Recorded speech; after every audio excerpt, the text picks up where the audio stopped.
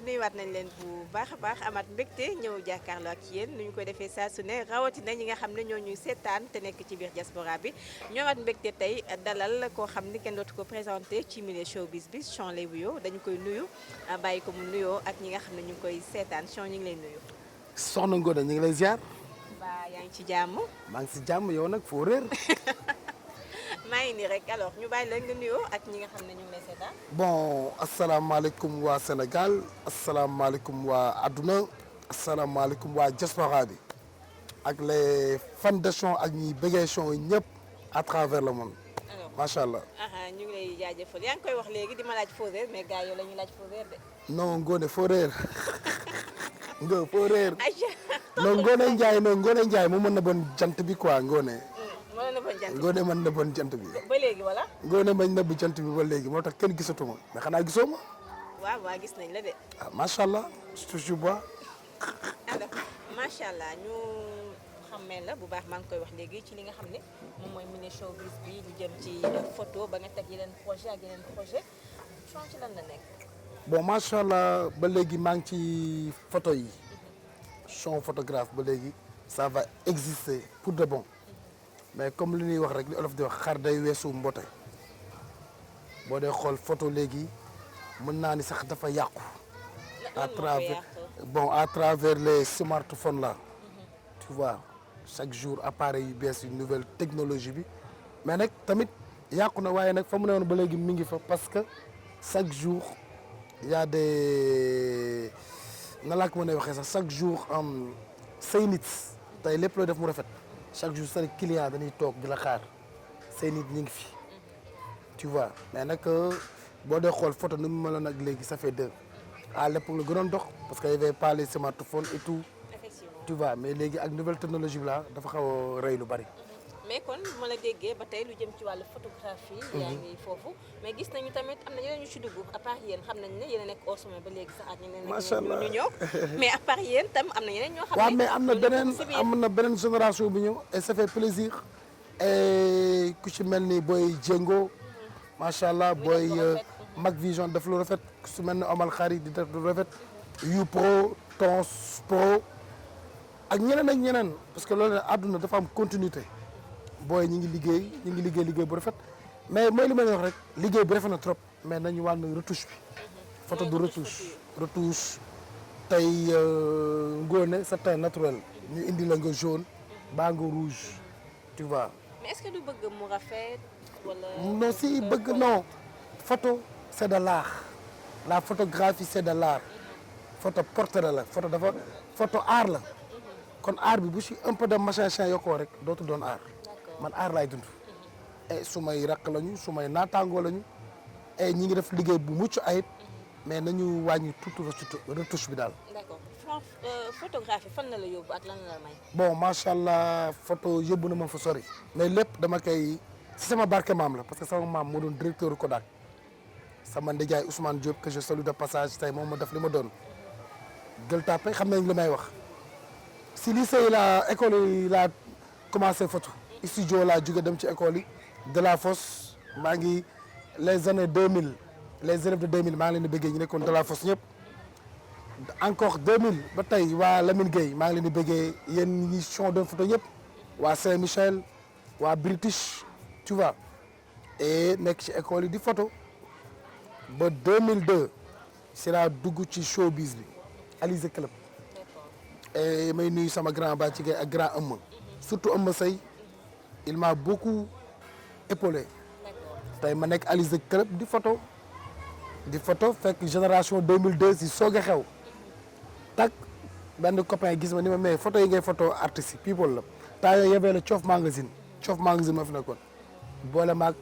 Abdoulaye Bamba Diallo moom it mu nekk grand bu baax moo doon directeur rédaction bu Coof magazine saa yi ma photoyee gars yi yóbbu ko jaay ko chaque photo temps yooyu daf may fay 20 000 ma foog ne toj naa àdduna. mais photo bu nekk. photo bu nekk 20 000 c'était il y a léegi 20 ans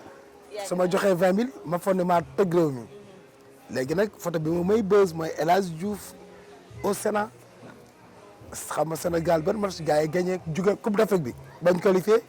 gars yi toog Sénat nii bëggee yaa ma gën a xam ma jël fa image bu mucc ayib image boobu nag moo gën a jaay Coof gën a jaay Chon photo signé by Chon et macha allah nag may def photo yu rafet photo yu mucc ayib parce que loo nampul doo ko tari waaw très bien la ma namp la ci dara ji la xale yi tamit bëggee ma macha allah et di nuyu tamit sa mbokk jigéen ñi parce que tey fi Chon toll jigéen ñi waaw jigéen ñi ñoo ma gën a dooleel macha allah ñoom laay gën a joxaat lépp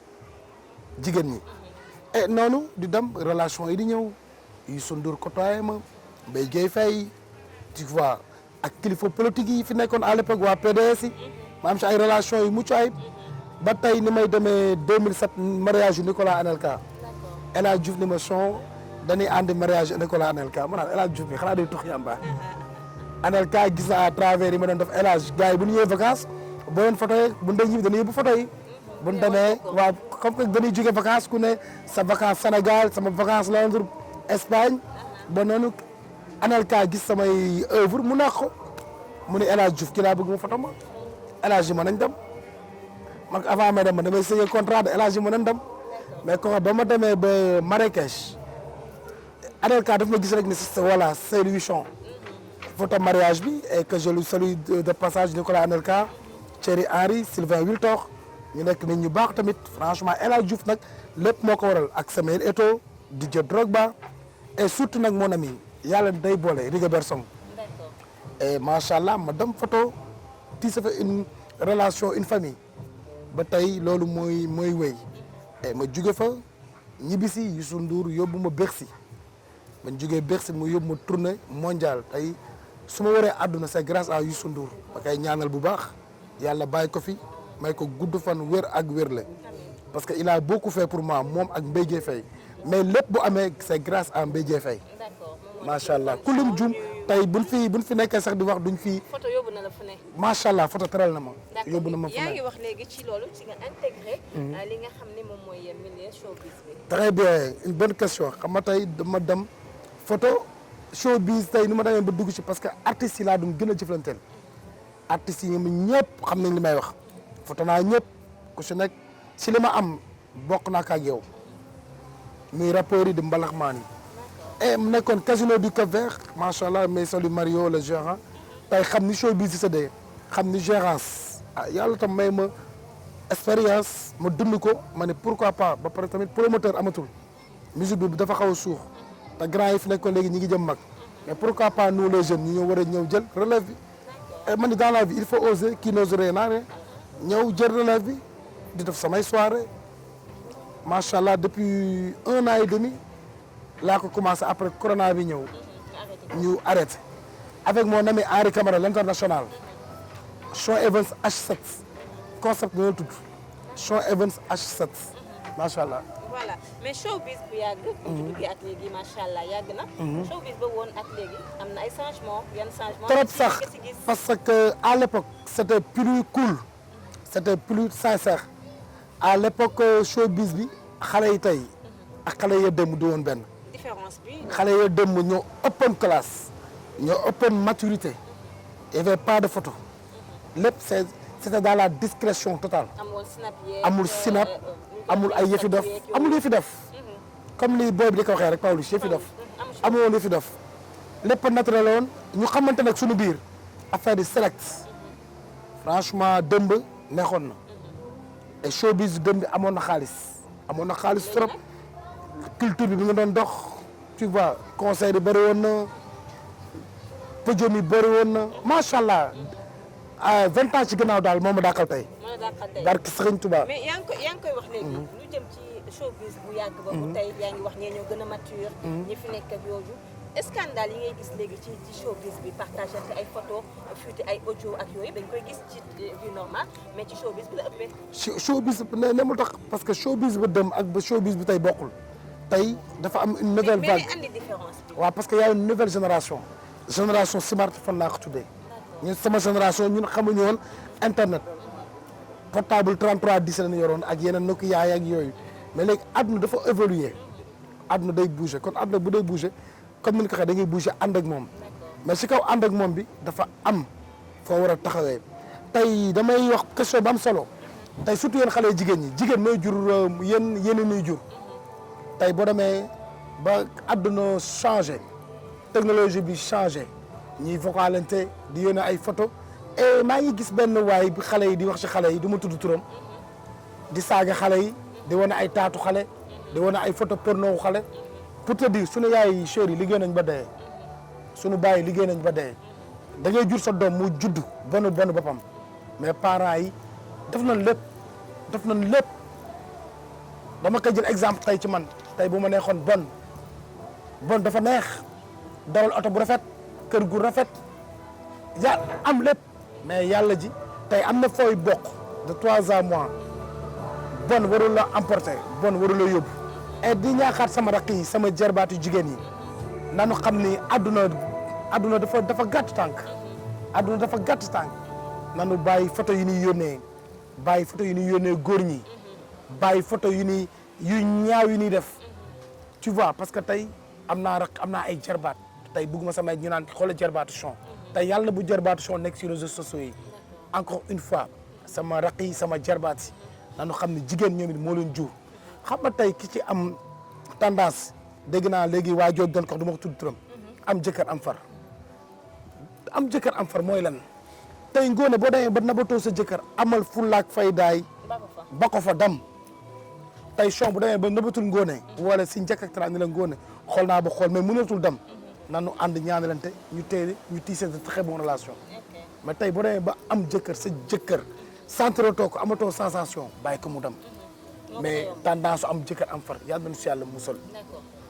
tu vois ak yeneen nag yu ñaaw te fi daal yi may gis ak yi may dégg ay jigéen ngeen yéenay jur wàllu et si njëkk ak teraanga delloo leen seen xel ci yàlla te bàyyi yu bon yi ak jëfi yu ñaaw yi macha allah. Chon yaa ngi koy wax léegi. xam nga showbiz moom bu ñu toogee ak yow. il faut ñu wax ci parce que luñ ko maîtriser foog naa yow yaa ko gën a maîtriser. mais dañ ciy wax mayante gal bi yéen lañ koy jiiñ yéenay xool xale yu baax yi. di ko may ay kilifa ay personnalité ak yooyu loolu yaa ngi koy dëggal wala. waaw bon man day sama personnalité ak sama fulla nit loo am yaa ko may sa bopp xam naa xale yu rafet yëpp chaque jour may setu xale yu rafet mais nit amul sañ-sañ ba yabel naan maa Chon may ma diw parce que tey Chon ëllëg damaa bëgg a nekk keneen ku ñuy dégg ci wàllum politique bi parce que du showbiz bi de am naa yeneen ambition idul toog ëllëg nekk kilifa ñu naan xool ko moo doon may ay gel am na ñu koy def nag waaye ñu koy def xëy na ñoom ay courtage ki courtier ñoom la concerné mais kilifa bu la yàlla cëralee dafa la kilifa da ngay am loo moom Sénégal boo dee xool xale yu rafet yëpp samay xarit lañu samay jigéen ñi samay doom lañu ñi samay jarbaat lañu tu vois mais dégg naa am na ay courtage ay courtier numéro jaay ngoone boo paree am sa pourcentage maa ngi koy dégg mais loolu day bokkuma ci daal parce que bu dul dara kilifa laa te dama am fu ma jëm. mais est-ce que jotul tam ngeen assainir li nga xam ne mooy milieu showbiz bi parce que ni ñu koy waxee da ngay gis ñoo xam ne dañ photo jékki-jékki ubbi site amuñu expérience amuñu diplôme jànguñu ñëw def seen bopp ay journaliste wala sax ay journaliste d'investigation yéen ngeen toog di ko seetaan lu ngeen ci wax. une très belle question xam nga mooy li may wax rek sa maam ne na loo jàngul doo ko tari tey Chon photographe la et je serai photographe pour de bon am naa site Voici Dakar tey Voici Dakar dama jël samay rek nga xam ne jàng nañu am xam-xam génne seen école journaliste boobu ñu naan leen CESTI jox leen ko man photographe la people man damay def si événement yi photo image yi ñu bëgg ak la crème indi leen man people lay def ñu def test bu nice dugal tey bu ñu déggee ni Ngoné wala Fatou Chon koy doxaan ba Mbappé dañuy vérifier ba am source soogaa bind tey yàlla na ma yàlla baal ku jug ni journaliste la da ngay dem ba après sax yow ay réew da lay jàpp ku tëb ibbi site c'est bien boo ku tëb ibbi site mais boo dee ibbi site joxal na xam métier ma jiitalal na jàng métier ma Youssou Ndour waaye kat la tey groupe de presse bi gën a mag Sénégal Youssou Ndour ko moom mais Youssou Ndour dafa bindul mënu ko jàng ko mais dafa jëli ñi ko jàng mu jiital leen tey ku ne mën nga ibbi sa site mais dama ut ay borom kàngam nga jiital leen bàyyi la ñu développé ñu doxal mais tey da ngay gis koo xam ne jàngul tëpp na ma rêve de journaliste la di wër ay perjum taxaw ci télé bi di wax ay waxi dof ay maa def lii maa def mais arrête on est dans vie privée itam yi ñuy sulli parce que xam nga ñu waxee journaliste people xam ne lépp lu am people yaa ngi koy wax léegi tey bu Hamza doon doxaan benn mannequin wala yooyu mun nga photo bind mais avec la source mais ñi nga xam dañuy ñëw di initié wu dugg ci vie privée jàmbur bu sës jabaru jàmbur tas na diw fekk nañ ko hôtel ñu tëddee ko lii ak lii loolu tamit jotul ngeen jéem ko waaw mais xam nga ku si nekk la nga bëgg ak sa gis-gis mais am na loo xam ne dafa ñaaw du Sénégal du lépp la ñuy wax du lépp la ñuy wax chéri politiciens yi duñ tax ma dóor sama doom te danaa ko waxaat fii si Dakar Buzz Macky Sall Sonko ñoo bokk ndey ñoo bokk baay déggoo ma de Macky Sall Sonko ñoo bokk ndey je pèse bien mes mots je suis dans le système PDS PS ñoo bokk ndey xam nga tey ñu nekk système bi ñoo comprendre mais tey dama lay clash APR nga man PDS la tey bu ñu paree ñu ngi fii biir Cosmo jël suñu kefa ma laa non mais kon noonu lay demee non attends ñu nekk système xam nga tey ñu nekk système bi ñoo xamul mais man barki Seydina Mouhamed du politicien moo tax man may dóor sama doom parce que ñoom ñëpp a yem benn exemple ana ñu doon wax du ma mës a transhumé yàqam lu mel ni xamee Macky Sall vrai ou pas du ma tudd seen tur xam nga ñi may wax lu lay tëggal ko Macky Sall ana mu tey topp ñu Macky Sall di ko xalamal te ñu ngi woon si beneen parti. mais est-ce que ñooñu tamit amuñu lu ñu def wala ñu am lu ñuy làq. amul lu ñuy làq am déedéet ba tey ndëgër laay pour te dire ñoom ñëpp a mburoog kan 6 ay 9 tey am na xale mburoog ñoom ñëpp waaw mburoog sow ak caagi rek ak ponce la ñëw man duñ ma tax ma dóor sama doom xoolal tey un exemple ba Khalifa Sall sunu maam jëlaa ko Macky Sall dem na jaali ji ko ñu wax yéen ñuy wax te lu ne am na seen biir ñu xoolal politique bu la ci kenn nax politiciens yi bu ñu tax nga dóor sa doom ngoo dama jooy sa dëj sama dëj doy na ma bul fekk dëju jaamul nga koy jooy ëllëg lan loo fa def yaa tooñ sa bopp et di wax ñenn ñi nañu génn ci vie privée jàmbur Sonko du tax mu dóor sama doom Macky Sall du tax mu dóor sama doom keneen ak keneen politique la nag ñoom la yàlla jiital def leen devant nañu jàppale askan wi yeewi askan wi et te Sénégal mooy la may wax rek chaque jour benn bopp la kenn mënu ko xar ñaar te kuy jug pour di ko jéem a xar ñaar bàyyi nga xëy diviser billaay wallaay yaa diviser wu na rafet àdduna dafa jeex ëllëg tey lu bon bu xasee ba dugg ci internet bi c'est fini yaa noonu yàlla musal si lu bon ak sos ak wax loo xam ni du dëgg man da yàlla na mus yàlla musal parce que ëllëg xam naa ni man damay politique ji man son damay politique ji te ak ka ma war a jàppale ji dinañ si ñëw vas-y ñëwal voilà wax nga ko léegi mais tamit ci milieu bi ngeen nekk dafa xaw a délicat parce que parfois ñu ne comme par exemple nit ay règlement de compte da ciy am nit xuloog nit ñëw jox na information pour nga bindal ko mos na la arrivé wala mos nañ la ko proposé nga rejeté ko déggoo xam nga tey noble si deret la tey daal lu garaaw noblesse c'est dans le sang xam nga boo juddoo fa nga war a juddoo yoroo fa nga war a fëkk du lay wala xiif man alburé sama maam la jooree sama maam kenn du ma jënd dama rëy dama diñ trop musuma arrivé mais nag histoire mag amoon na fi sama diggante ak ñenn ñi affaire benn cité bindoon comme Corona Tavares sëy naag benn soi-disant un multimilliardaire voici Dakar collé copie ko ñu ni ma ci ay problème de agression sama tu vois ñu agressé ma mais anyway yàlla borom bët bu réy bi nelawul te tey ña ko defoon tey dëgg mooy njëkk mais dëggee mujj tey vérité bi tombé na lan doon nëbbu tey ñëw na tombé na tu vois mais sant yàlla. say ambition politique yaa ngi koy wax léegi da ngay dem jàppale ji président Macky Sall da ngay dem jàppale Sonko wala nga nar a créer ce mouvement da ngay laaj mairie. laajuma mairie dinaa créer ce mouvement. koy jàppale. ka may jàppale 2022 ñëwagul mais dinañ ay ñi koy tëgg si suuf nag. mais indice kan nga nar a jàppale. dans la vie bu nit ñi xamee fa nga jëm doo àgg. mais man soo damay politique yi te ka may jàppale àdduna dina si teg seen bët. du cuune du como yàlla may na ko am na capacité yi am na compétence yi te sénégalais yi bëgg nañ ko te 2022 xaw ma yool. te 2022 bu ñëwee bu gën a ci moom yàlla na ko yàlla jox réew mi si darajay Serigne Saliou te xam naa bu ko yàlla joxee réew mi Sénégal dinañ gis seen bopp Sénégal dinañ xam ne ñun am nañ président. déggoo ma de du ma wax mais man ka ma bëgg. mais yow kay nga daan làq say wax moom daa non parce que non bu ñu xamee fa nga jëm doo àgg mais ka may jàppale gi sénégalais yi bëgg nañ ko sénégalais yi bëgg nañ famem bëgg nañ ay mboqam sénégalais yi am nañu ba tey yaa wax ba tey waxuma mais ka may bëgg man soo 2022 bu gënee si yow yal na la yàlla jox réew mi te Sénégal dina jógee fi mu nekkoon romb Dubaï dara jëy Serigne Saliou maa ngi wax ak yow. sa diggante ak Henri Camara lan moo leen liggéey yéen ñaar. waa Henri waaw l'international waaw kooku du xarit kooku jumeau la xarit Youssou Ndour woy na ko dina gën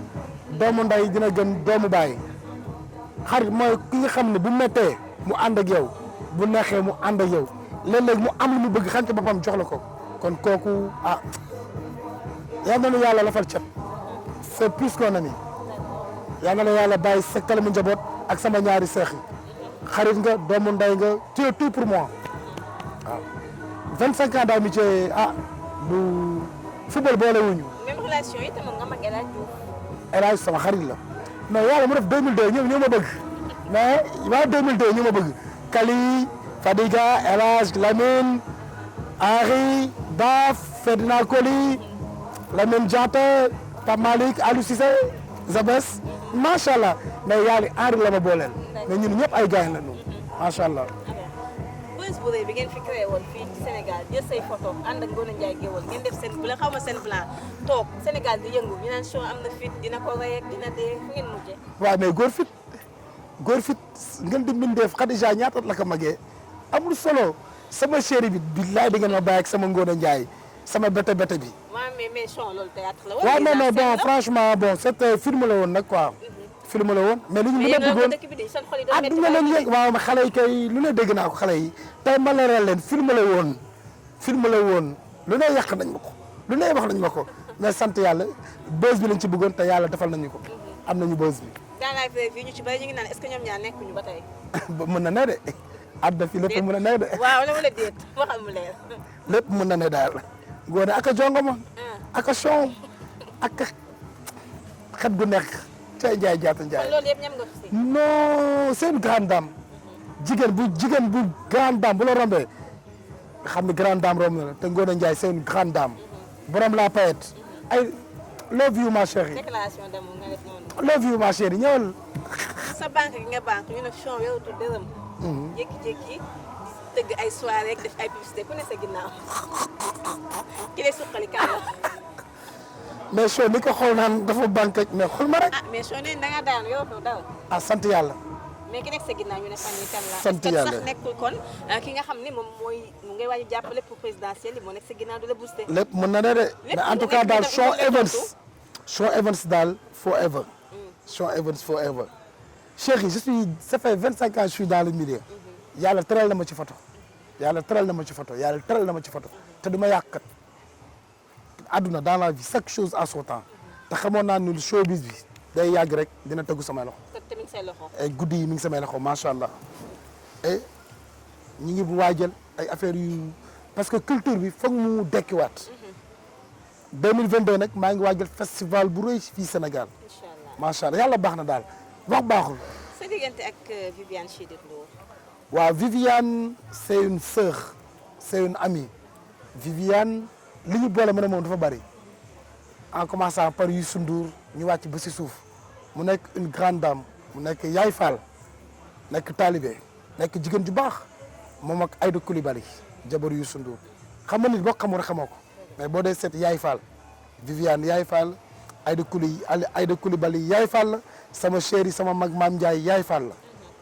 parce que yàlla dafa ma boole ak ay Yaay Fall ñu bëgg ma trop nag et Viviane ku baax la. et guddi yi nag mu ngi ci état de te nag ñi ngi pare lu rëy Europe Amérique Londres Japon bu leen Viviane fekkee fii da ngeen xam ne lépp dëgg la yow moom du ma la bàyyi c'est valise laa lay dugal yóbbu la. ñu demaale incha allah xanaa rek may boole kii bi xam sax rek comme ñu fi ñëwandoo ñu àndandoo pare bu suba bi. waaw wàllum insécurité bi nga xam ne mu ngi ci réew mi ñu bari ñu ngi koy jooy sa point de vue par rapport ak loolu dañoo gis ni faatante beeg ñu ci bari dafa am ci jeunesse beeg yooyu loo ci. waaw parce que mooy yal na yàlla musal suñu dool ak ñàkk. ma ne yal na yàlla musal suñu dool ak ñàkk tey dina indi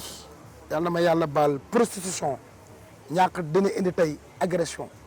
mooy li may ñaan rek na njiitu réew mi gën a jàppalewaat jeunesse bi. tey du ma sax wax du ma dugg say taay mais na yokk usines yi tey Thiès nga xam ne sama maam fa la fekk baax Thiès amul dara Louga amul dara Saint-Louis amul dara dëkk da nga fa dem yóbbu 10 000 boo xefee ba ngay ñibbi si 10 000 bi kenn du la ko mën a tegal parce que y a rien lépp mënul ne Ndakaaru c'est impossible moo tax kenn wératul du ay corona de pollution bee rëy ñëpp gasoil beeg tu vois Dakar dafa saturé ngir yàlla moom mooy président il a des visions il a des ambitions mais lépp mënul nekk Ndakaaru na yóbbu Thiès ay usines ay sociétés ay ministères tandis que Kaolack yóbbu fa gerte geeg port bi bu ko defee réew yooyu dina sukkaliku mais sa waay réew bu amul koom-koom mais gars yi yàlla ma yàlla baal te yàlla mi fa boo xefee dañuy dugg di reyante pour mën a coob parce que ñu waxuñu ko réew mi dafa metti Dakar dafa metti da ngay yow ngoone gis ko am problème mu sans ak Sénégal non quand même et nanu gën a yokk kaaraange gi franchement gën a yokk kaaraange gi ay sama jarbaat sama raq yi dal te xam ne yàlla yàlla jugewu fi tu vois nanu dellusiwaat seen xel si yàlla tey ku mën a photo na nga dem photo ji ku mën a jaay ji gerte nga ngay jaay ji gerte ku mën a dem def fi gars yi jaay yére yi ci mbedd mi ambulant nga def ambulant parce que y a pas de sous-métier tey photo yi bu dëgëroon billaay wallaay taalaay ma dem teg sama table di jaay samay gerte madd ñambaan sama café Touba nit dóoree liggéeyam na fi mais nag góor du bëgg lu yomb jigéen du bëgg lu yomb tey yaa ngi sol ba rafet yaa ngi jongoma da nga def li nga bëgg kon nanu bàyyi lu yomb baaxul ci góor baaxul ci jigéen mais nag nañu gën a yokku sécurité bi rek te maa ngi gis gendarmerie tey temps ñu ngi def liggéey bu rafet ñu ngi veillé ci population bi yàlla na gën a jëm kanam. d'accord Chon yaa ngi joxe léegi conseil bu am solo. jëm sa rakk yi sa xarit yi. muy jigéen ñi. pourquoi ñu wax milieu showbiz bi du sama kàddu nag si yenn si Sénégalais ñoo koy wax ne wàllum showbiz dafa bëri prostitution te xale jigéen balaa ñu mun nekk il faut ñu laal drogue wala il faut ñu naan sàngara il faut ñu tux yàmba ak yooyu loolu lan nga ciy wax. waaw parce que complexe baaxul nit doo nekk un complexé nit doo nekk complexé tey ñi ngi baax ba léegi tey xale yi def drogue ak di mandeek complexe moo leen ci dugal gis nañu te yàlla na yàlla baala dañuy gis doomu daraja yi seen baay yor nañu xaalis dañ koy def ñu toppandoo leen fekk leen si tey man sama baay yorul 1 franc mali ma naan damay ànd ak doomu milliardaire di drogue wu mais après conséquences yi après ñee seen baay yor nañu yow sa baay yorul tey complexe moo baaxul ci doomu aadama y a trop de drogue dans ce pays après yow da ngay sax dootoo comprendre ñun suñu génération loolu amul woon ay drogue da ngay dégg drogue ci film bi ñu lay woon ay lu weex mais yal na yàlla dolli sutura sama rakk jigéen yi koy def yal na leen si yàlla jëlee sama rakk góor yi koy def yal na leen si yàlla jëlee parce que ñun duñu ay tubaab on est des sénégalais on est des musulmans tu vois kon xale yi nañ delawaat seen bopp ci yàlla te xam ne yàlla yaana jigéen mooy jur wàlliw ñun góor garaawul mais jigéen yal na leen yàlla indiwaat ci boppam daal franchement mais daal doy na waar daal génération smartphone bii may wax non doy na waar daal doy na waar. alors Chon da nga opté polygamie wala monogamie. dëggoo ma de saa maam nee na góor yàlla dëgg da nga am ñeenti soxna. yaa ngi si ñaata. bon guddi yi maa ngi si benn mais pour le moment des na ñett. te dinañ ñëw. te de macha allah man damaa bëgg a yokk xeetu Muhammad sallallahu alayhi wa sallam góor yàlla dëgg da ngaa war a denc ñeenti jongoma waxuma la ay ruuxu de ñeenti jongoma. j'en fais partie ñeenti jongo ku mel ni Ngoné nekkaat ci digg bi xawal digg bi ak yaa ma gën a xam aussi góor fit amul yoo xeex yi xale yi takk leen nan ñu takk xale yi mais bu leen takk doo leen sëy. waaw mais takk gi tam son xam nga fu mu ne nii bu leen takk doo leen sëy. xale jigéen ñëpp a ngi ut jëkkër de yow loolu jaaxalu la. waaw mais parce que mbedd mi biti bi amul dara biti bi amul dara dégg daa gaaw tey nga topp biti bi xëy jékki-jékki ni club boo àggee bal sàkk looy wax yàlla ay ñoom soirée son rek non son c'est-à-dire non sëy leen te ngeen jaamu ji yàlla dégg daa gaaw de yow sax xam naa est-ce que dama la def deuxième. ah fa nga tàggatoo waale. waaw bon en tout cas maa ngi kontaan ci waa Dakar Buzz franchement seen liggéey rafet na trop. merci beaucoup di kontaan sama rak Amadou. mu nekk xale bu baax xale bu discret xale bu yaru xale bi nga xamante si du tàngam lu kenn et franchement je suis fier de toi Amadou. et yal na la yàlla gën a defal jàmm. amiin yal na Dakar Buzz raw ci àdduna. amiin yal na Dakar Buzz nekk média bu ñuy dégg ci àdduna. mi ngi ci tànk yi nag. et liggéey rek am solo te fi nga teg Amadou foofu la amul bruit au calme rek comme slogan bi au calme. gëmmal tax lu du fréquenter ñu baax di diisoog ñu baax di xam ñu baax ku bon bàyyi mu jàll. et franchement liggéey bi rafet na Amadou yal na la yàlla defal jàmm defal ko say équipe defal ko ñëpp defal ma ko defal ko waa Sénégal et Sénégal nag yal na fi yàlla def jàmm 2022 kay jël réew mi yàlla na nu jik bu du kamay jàppale bu jëlee réew mi yàlla na nu jik ñëpp gis seen bopp ñëpp gis seen bopp et maa ngi kontaan si yow et man Mame Rane Dichon man ak samay nit ak ña may àndal dinañu on fera tout ba yàlla joxe réew mi 2022 daan te bu jëlee si yow yal na la ko yàlla jox te xam naa yàlla dina la ko jox si darajay Serigne Touba ak Serigne Saliou mi ma yaakaar parce que tu es ambitieux bëgg nga sa réew bëgg nga Sénégal wax baaxul daal mais yal na la yàlla jox réew mi 2022 bu gënee si ñun macha allah. ba léegi yaa wax de. ba léegi yaa wax de Chon waxul. ñu ngi lay gërëm mbégte la woon pour ñun ñu ànd ak yow waxtaan ci li nga xam ne rek Sénégal bëgg dañu koo xam muy milieu showbiz bi sant nañ la bu baax gërëm la may gërëm bu baax a baax Papis depuis Sandaga moom moo ma solal fii nii tey jii maa ngi koy gërëm di ko sant bu baax di leen gërëm yéen tam yi nga xam ne yéen doon seetaan ba beneen yoon ak beneen invité di gërëm bu baax a baax Jibi ak Hamza.